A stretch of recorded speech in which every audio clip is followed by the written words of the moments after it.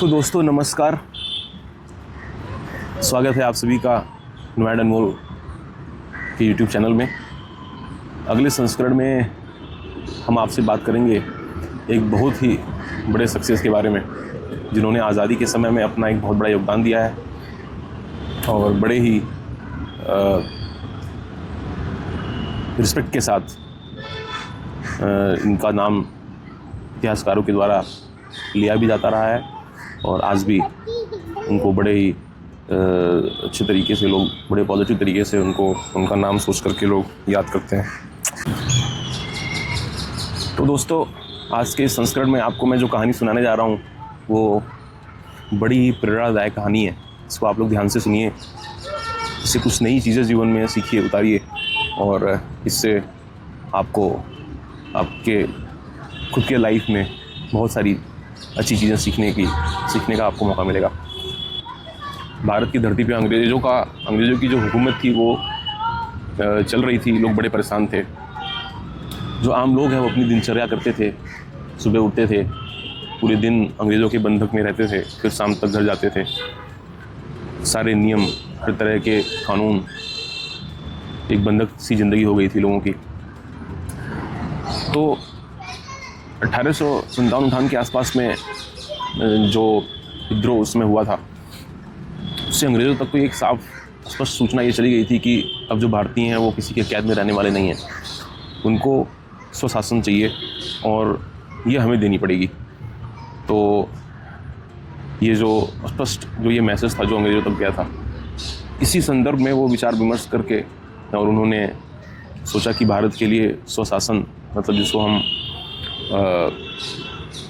आज़ादी बोलते हैं, कि भारत में जो भारतीयों के द्वारा किया गया शासन है, कि कोई भारत के अंदर कोई भारतीय हो जो शासन करे या जो पूरी व्यवस्था है उसको चलाए।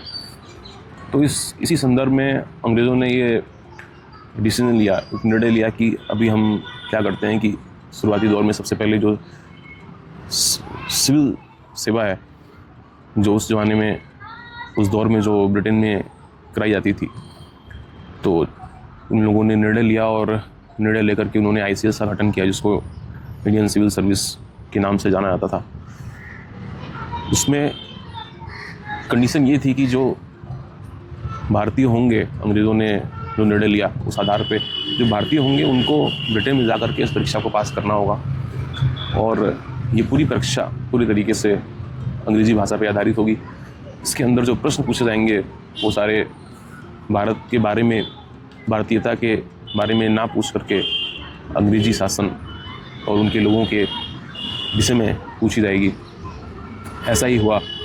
नियम ये बना कि जो भारतीय जो लोग हैं जो सिविल सेवा में आना चाहते हैं, क्योंकि आपको पता होगा कि जो चलाने की जो सबसे निचली व्यवस्था है वो सिविल सेवा से आप उसकी शुरुआत कर सकते हैं। तो नियम ये बनाया गया कि जो भारतीय लोग हैं उनको ब्रिटेन में आना पड़ेगा, ब्रिटेन में आकर के परीक्षा देनी पड़ेगी। परीक्षा के बाद जो लोग पास होंगे उनको फिर यहाँ पे ट्रेनिंग दे करके और सिविल सेवक के तौर पे उनको बनाया जाएगा। उस दौर में सबसे पहले जो इस परीक्षा को देने वालों में जिनका सबसे पहला नाम आया, उनका नाम था सत्येंद्रनाथ टैगोर। आपको जान के बड़ा आश्चर्य होगा कि जो रविंद्रनाथ टैगोर साहब हैं, जो बंगाल की धरती पे बहुत फेमस, और उन्होंने भी अपने लेख के माध्यम से बहुत योगदान दिया है। आज भी उन्हीं का लिखा हुआ जो राष्ट्रगान है वो हम गाते हैं। तो उनके बड़े भाई थे सत्येंद्रनाथ टैगोर साहब, जो इस सिविल सेवा की परीक्षा को देने का उन्होंने निर्णय लिया और ब्रिटेन में जा कर के उन्होंने ये परीक्षा लिखने का निर्णय लिया। वो गए इस परीक्षा में बैठने के लिए, उन्होंने सारे प्रोसीजर को फॉलो किया। जैसे आजकल हम फॉर्म डालते हैं, नॉमिनेशन करते हैं, इस तरीके का जो रहा होगा उसमें उन्होंने इस प्रोसीजर को फॉलो किया और वो ब्रिटेन गए। ब्रिटेन जाने के बाद उन्हें ये महसूस हुआ कि वहाँ पे जो भेदभाव है भारतीय लोगों के साथ, जो नस्लवाद है, जो व्यवहारिक और विचारधारा की जो डिफरेंसेस हैं, वो उन्होंने बहुत करीब से वहाँ जा कर के इस चीज़ को महसूस किया और तब जा कर के वो ये समझ पाए कि ऐसे लोग जब भारत में आकर के भारतीय लोगों के ऊपर शासन करते हैं तो ये इस तरीके से जो भारत के लोग उसमें टॉर्चर हो रहे थे, तो ये बड़ी आम बात है। ये उनका जो सिस्टम है, जिस तरीके की उनकी जीवन शैली है, तो उस हिसाब से उनको लगा कि ये लोग जब तक शासन करते रहेंगे ये भारतीय लोगों के ऊपर ही बीतती रहेगी। तो फाइनली उन्होंने परीक्षा दिया। परीक्षा देने के बाद फिर वो भारत लौटे तो उनको पता चला कि परीक्षा जो उन्होंने दिया था, प्रीलिमिनरी एग्ज़ाम उसमें भी हुआ करते थे, तो जो परीक्षा उन्होंने दिया उस परीक्षा में वो सफल हुए। तो उसके बाद उनका वहाँ से रिटर्न इंडिया आने का जो सब कुछ जो शेड्यूल था वो हुआ। तो भारत आए। भारत के में उनका आमतौर पे जैसा आज भी होता है कि जो बच्चे सिविल सेवा की तैयारी करते हैं, उस तैयारी में जब वो बच्चे सफल होते हैं और सफल होकर के अपने गांव, अपने क्षेत्र की तरफ जाते हैं, तो बड़े ही धूमधाम से उनका स्वागत किया जाता है उनके गांव क्षेत्र और उनके परिवार के लोगों के द्वारा। इसी तरीके से सत्येंद्रनाथ टैगोर साहब का भी भारत के अंदर बड़ी ही ज़ोर शोर से स्वागत हुआ और लोगों ने ये बोला, पूरे भारत में ये कहावत चली कि एक भारतीय बेटा जो अंग्रेज़ों के बीच जा कर के, ब्रिटेन में जा कर के और अंग्रेज़ों की परीक्षा सिर्फ पास ही नहीं की बल्कि टॉप किया। और इसके साथ ही साथ लोगों में ये भी बात चलने लगी कि अब जो भारतीय हैं वो किसी से कम नहीं हैं और उनको अब किसी के अंडर में किसी का शासन सहने की ज़रूरत नहीं है। अब भारतीय लोग भी ऐसे हैं जो बड़े दृढ़ संकल्प टाइप के लोग, जो खुद अपना शासन कर सकते हैं। तो इस तरीके की एक इमेज बनी।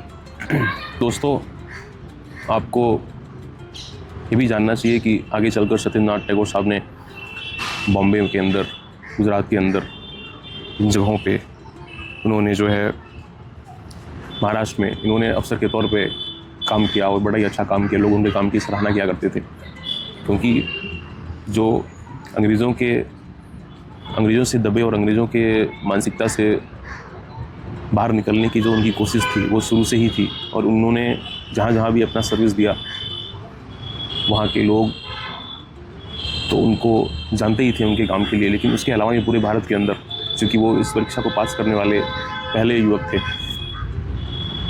तो उनके काम की लोगों के बीच में बहुत बढ़ चढ़ के सराहना हुआ करती थी। इसी के साथ ही साथ फिर उन्होंने जो युवाओं से ये अपील करनी शुरू करी कि आपको ये समझना पड़ेगा कि अगर हम ब्रिटिशों की परीक्षा को अगर पास करके और अफसर के तौर पे देश के अंदर ऐसी सेवा दे सकते हैं, तो हम शासन क्यों नहीं चला सकते हैं। हम उनसे बेहतर शासन चला सकते हैं, अपने लोगों को और खुश रख सकते हैं।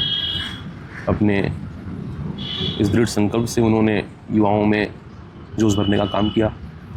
इसी कोशिश के बदौलत आगे चल करके नेताजी सुभाष चंद्र बोस और भी सत्येंद्रनाथ टैगोर साहब ने ये जो दरवाज़ा खोला सिविल सेवा के लिए, और सिविल सेवा के ज़रिए देश की व्यवस्था और देश का सिस्टम बदलने का जो उन्होंने दृढ़ संकल्प लिया था उस समय, इसी रास्ते पे आगे चल करके श्री राजगोपालाचारी साहब और साथ ही साथ नेताजी सुभाष चंद्र बोस ने भी आईसीएस की परीक्षा पास की।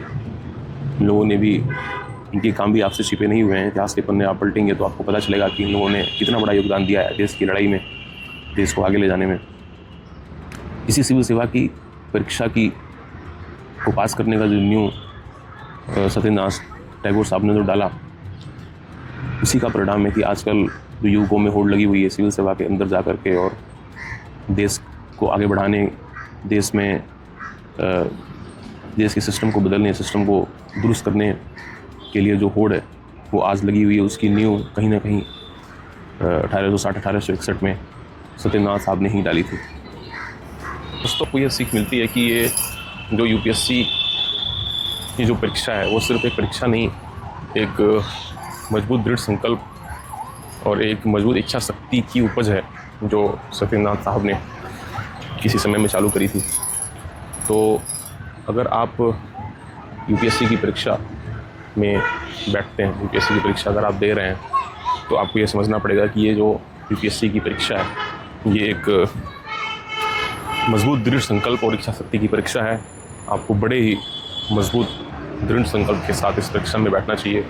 और साथ ही साथ आपको ये कभी नहीं भूलना चाहिए कि जिस यूपीएससी की परीक्षा को पास करने का, सिविल सेवा में आने का जो आपने ये दृढ़ संकल्प लिया है, उसके वारिस कहीं ना कहीं सत्येंद्रनाथ टैगोर साहब ही हैं।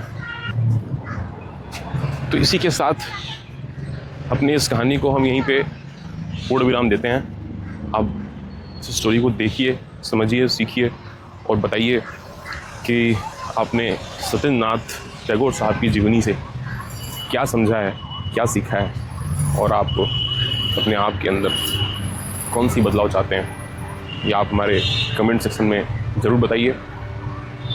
इसी के साथ अपनी स्टोरी को मैं यहीं पे पूर्ण विराम देता हूँ। अगले एपिसोड में एक नई कहानी के साथ, एक नए मोटिवेशन के साथ जल्दी मिलते हैं। नमस्कार।